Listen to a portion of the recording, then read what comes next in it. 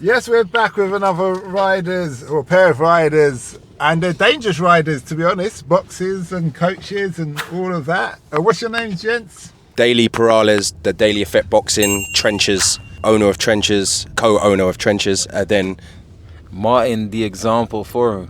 Okay. Are you from this area? no, but we're very well connected and Okay. all over London. So Okay, that's good. So tell us about, what were you like when you were in school? Me first. You go first. A nightmare. Is it? Well, no. To be honest, not really. Oh, It could be a nightmare. Yeah, a nightmare if I didn't get in my way. Yeah. Okay. But what are we talking? Primary, secondary, Going all the way up. So all the way up. Primary, I was I needed it my way. Secondary, I was a bit more minding my own business, a bit more away from school. So, yeah. Okay. I don't know. And what changed over that time where you started to mind your own business? Other interest. I just knew school wasn't for me, so I just didn't really. I don't know. I didn't like it. I hated school. What did you hate about school? Authority. Okay. Someone else telling me what to do, what I can and cannot do. And would you say you're still like that now? No. So I was going to say, you got a coach and a manager, I assume. Yeah. Cool. It's different though because it's something I love. I really love fighting and. So it'd be fair to say it's not about the authority in general, it's about if you're interested in the subject. Yeah. But it was funny because we was talking about this yesterday.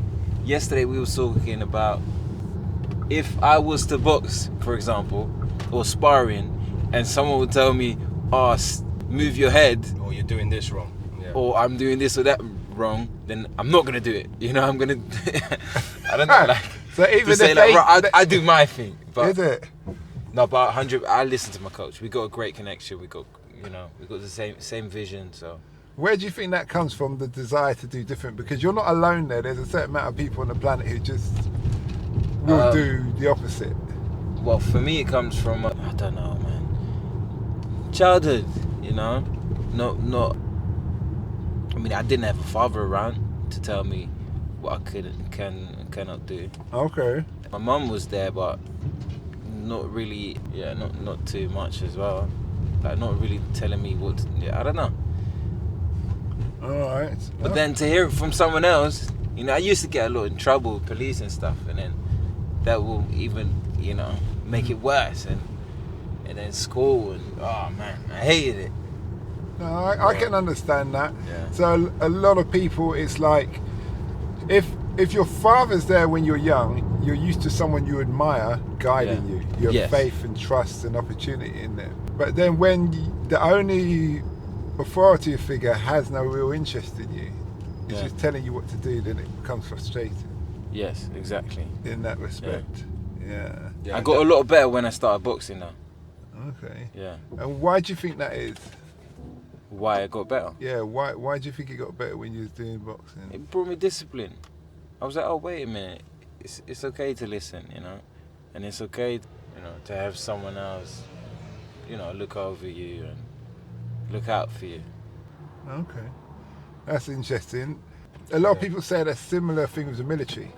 A lot of people in infantry unit went wayward as a child, and then when they kind of find that thing, they realise because there's no I in team. Yeah. If you see what I mean, and it brings that same kind of training and discipline.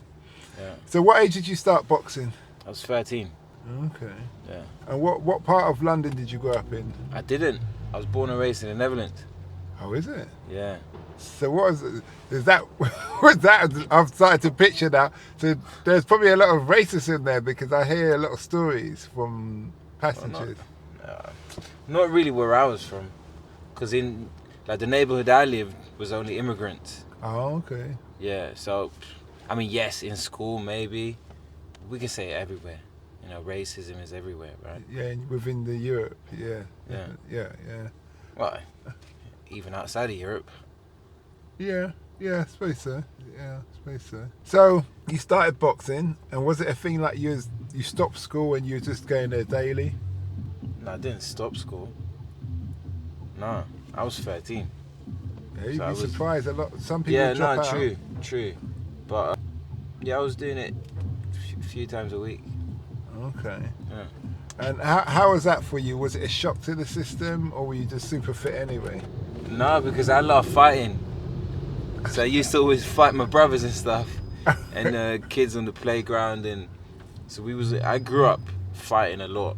And then for me, it was a thing where I just wanted to get better. I just wanted to improve my fighting skills, and then because my brothers used to kind of bully me, as in, in a way where they would be like, "Oh, you can't fight, still beat you up."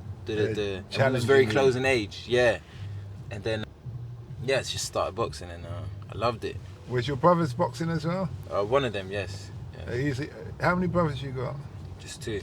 So one of the older, you're the youngest? Yeah. So one of the older ones is boxing. Yes. And how do they address you now? Are they still... Well, not back then though.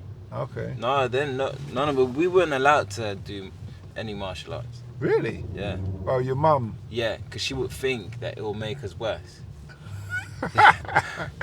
That's why mums need husbands. Yeah. I did a vlog about this, about when is the right age, and I can ask you're the coach or manager? Yeah, both. Okay. Yeah. I can ask you this: when is the right age for a young guy to start boxing?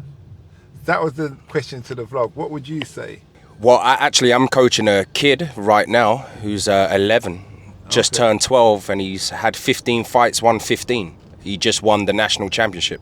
Okay. So for England, not Holland. For England, yeah. Okay. So he's in this country. You can start competing when you're 11. Oh, right. So I would say even now, around about probably 8 years old, you could start showing them the ropes. Yeah. So if you think about in Thailand. Yeah, exactly. Like you're 5 years old. You're doing drop kicks and stuff. But boxing's a very dangerous sport. People die in the sport. So it's like my son. I always tell him, listen, I'm not going to send you to a boxing gym. I want to see that you actually want it, because it's a very dangerous sport. So you got to really want it, so. And know your why. Yeah, exactly. Even at a young age. I don't mind showing him the ropes at home and stuff. But to go into a boxing gym and be surrounded by that, I need to see some dedication. And the dedication and focus can be from, how he is at home, making his bed, cleaning his room. The discipline starts from there. Yeah. Because that will transfer over into the boxing gym as well. Yeah, that's really good. But yeah, because I've come from, we relate a lot actually, because I grew up in foster homes from the age of 2 years of age. I stayed with 14 different families and started living on my own from 16 years of age.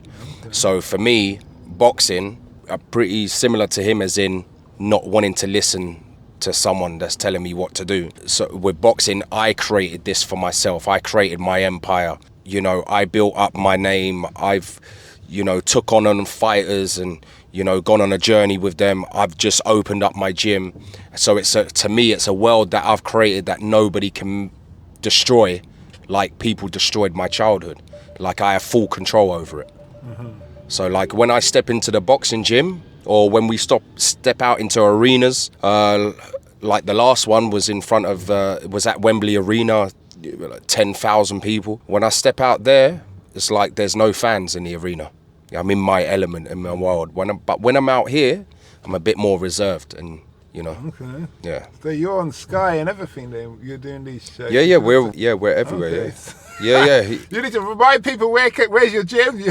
There's loads. You've got Trenches 1605. That's the gym that just opened. You got me, the Daily Effect, DALEY. So the Daily Effect. Mm-hmm. Then you got my fighter here, Martin Foru, Foru, Martin Foru. But then I've got other fighters that, like, one of them's got 10 million fan base. Yeah, it must be good. His name's Deji, comedy gamer. Then you got King Kenny. He's got like 2 million fan base.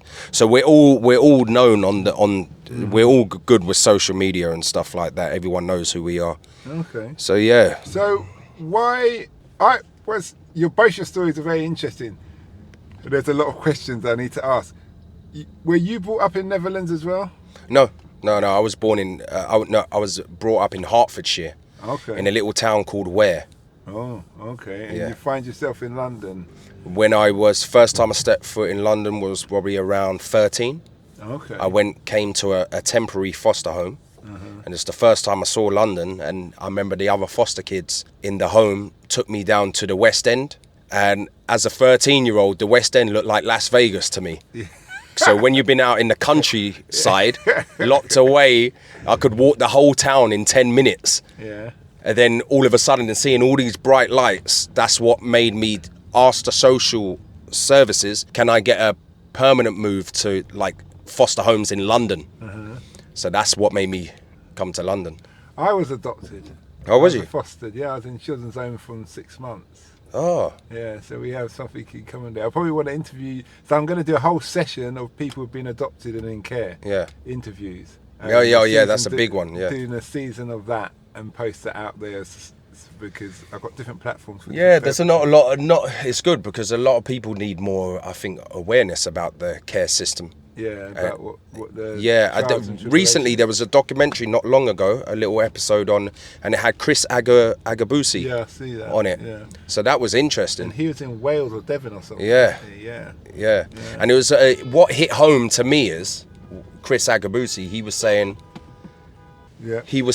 for some reason it's not so much the dad that you want, even though the dad is important, you need them around for that discipline and authority, but you always need your mum. Yeah, your mum provides nurture. Yeah, exactly. Your dad provides guidance. I always say to my daughter, your dad as a father, protection and guidance.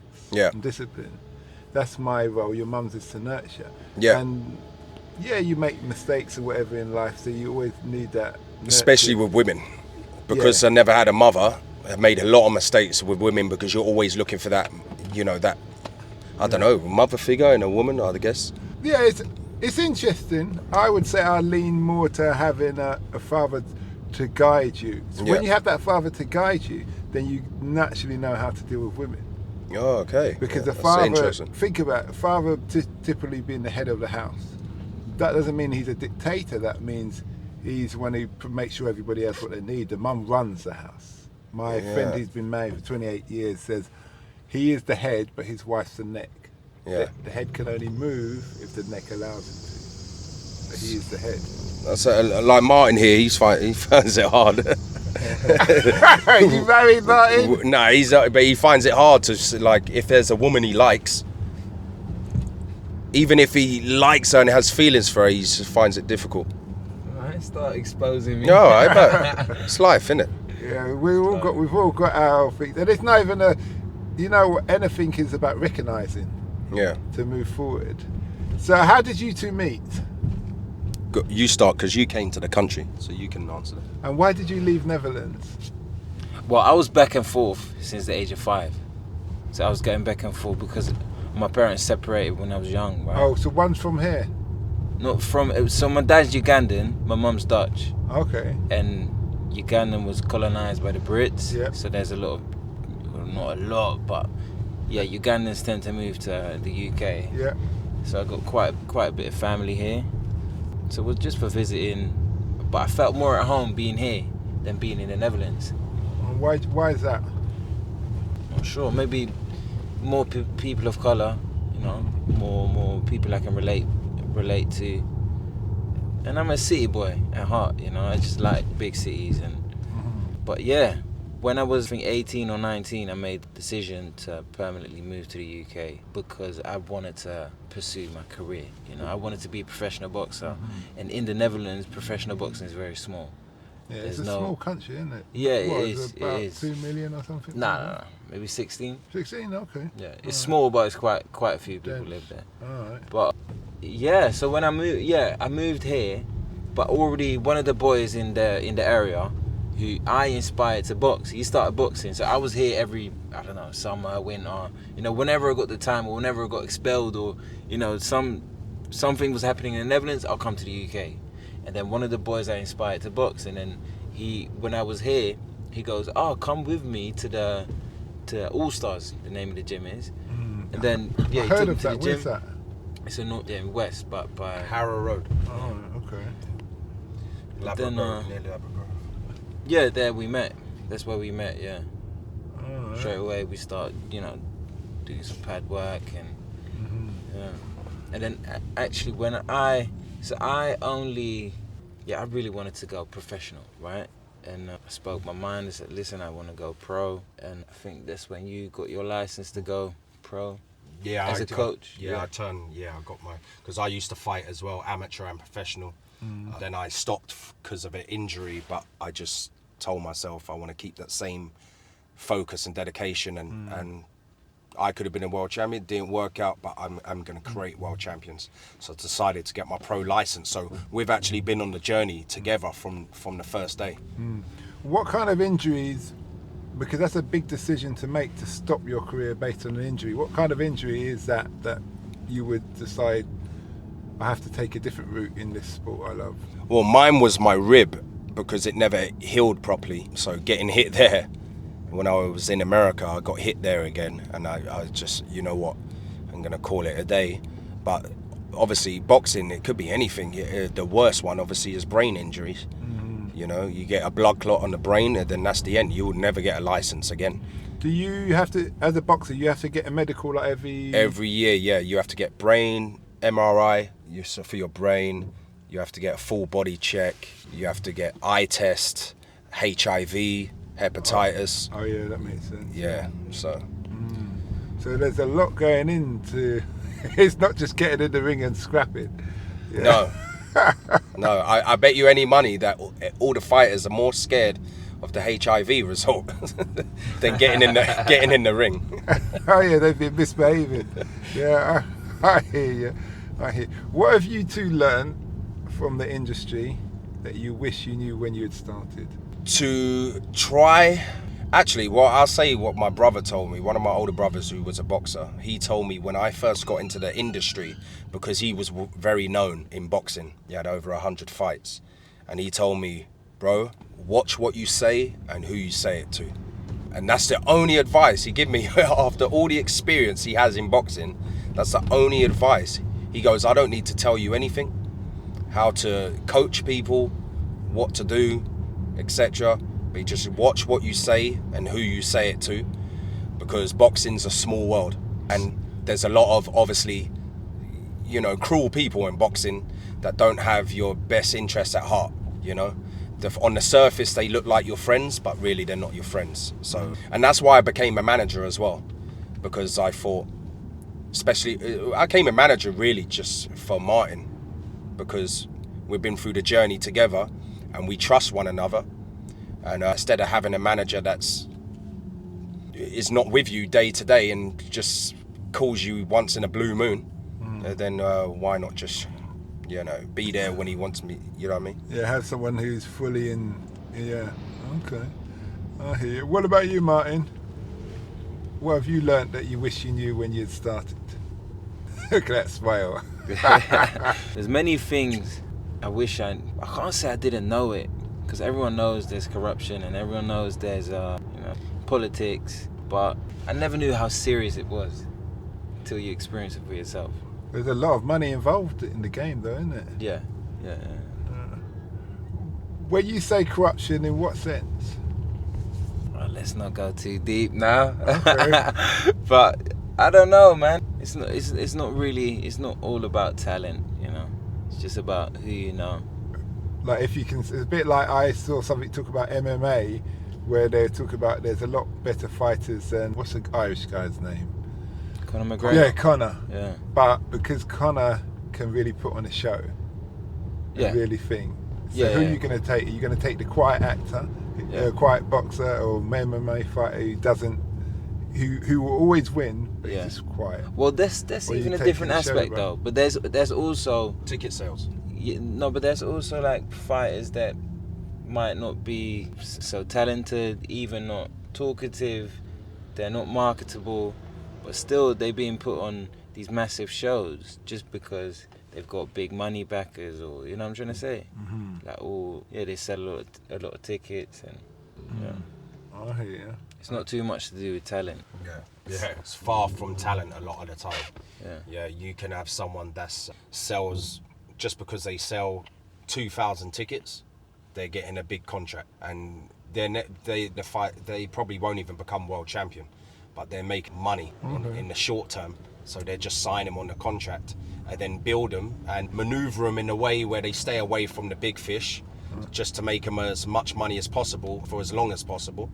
You know, so that sounds interesting, because what brings to mind a number of things. I don't follow boxing or anything like that, but is if you started off, let's say I was a young guy and I started boxing and I had a big social media presence, I built up my social media, then by the time I got to like semi-pro or something like that, a lot of people be interested in me because I've got my 5 million followings. Do you see what I mean? And they think, oh well, we give him a chance because we know if out of those 5 million followings, we're at least going to get 100,000 tickets sold. Do you see where I'm going? Well, it's gone that way anyway. What you just said about social media. So you got the Logan they have Paul, influencer boxing now. Yeah, you got the Logan Paul and all of that. Yeah, you know, even on the small, even the ones that are not Logan or Jake, on the small end of the scale of the famous social media people, they're earning like 100 grand for just 4 rounds. If you compare that to someone that isn't with a big promoter, a professional boxer, and they just start out, they probably earn just £1,000 or less, you know, for a 4-round fight. So that just shows you the difference and the power of social media as well. Yeah, I'm with you. What does the future hold for you two? For me, it's just, you know, make my gym known all around the world, so it's a destination point. You don't have to be a part of the gym, but let's say you're on holiday in town, but you love boxing, and you want to come train, you know, in the gym, and obviously to create world champions. That's what I'm here for, man. To create world champions, like this one here, Martin, is going to be a world champion. And Martin, what's your overall plan? What's the future hold for you? I'm going to be the champion of the world. Okay. What weight are you? I'm super middleweight. Okay. But I'll be the champion of the world in super middleweight. So what? And like heavyweight. What weight is super? How much is super middleweight? What 168 pounds, or in kilos, 76.2 kilos. Okay. So that means you're not too heavy, really, are you? No. Because I'm thinking of my.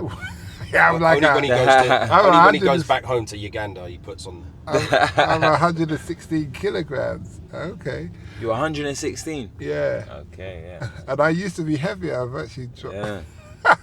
Yeah, you're a big guy. But anyway, gents, it's been great interviewing you. We're here now at your destination. Remind people, where can they find you? For me, it's Martin Foru, Foru, on Instagram, Facebook, or whatever. This is The Daily Effect, but daily spelt DALEY. And then through following both of us, you'll see the other social medias, the other fighters that are connected with us that are in our gym. So yeah. Okay. And I just followed you anyway on Instagram. Okay, well thanks a lot for that, and we wish you well. We hope that episode enhanced your life. We post an interview every day as well as vlogging on our social media channels. Don't forget to subscribe to get our latest episode.